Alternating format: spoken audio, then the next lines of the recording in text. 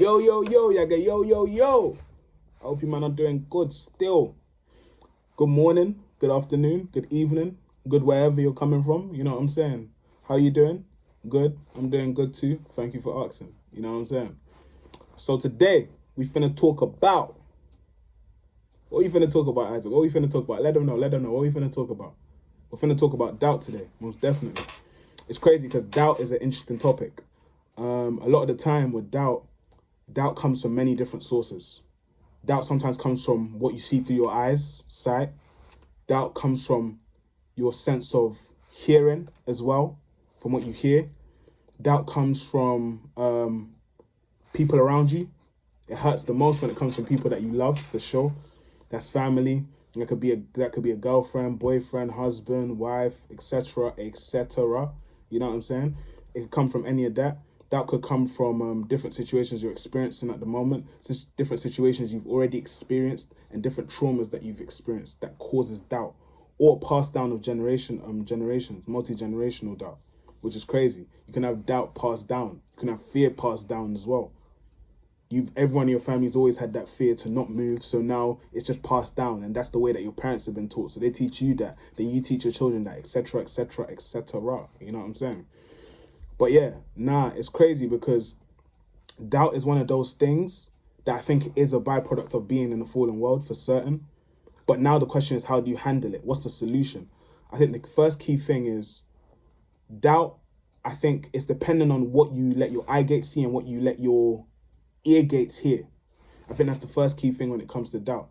That's why it's so important that you have a good circle of friends and family around you.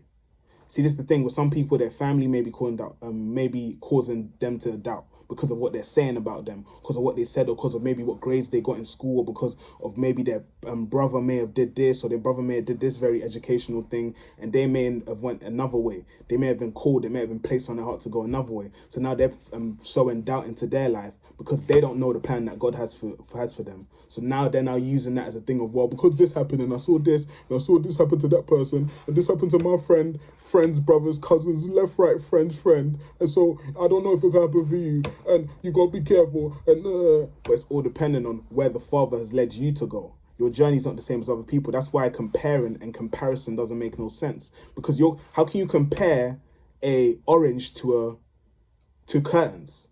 They both have different operations and different things that's supposed to work. When you compare a window to an engine, it makes no sense, because they don't have the same use and they don't have the same characteristics that makes them walk in the path that they've been called to function efficiently and most effectively in.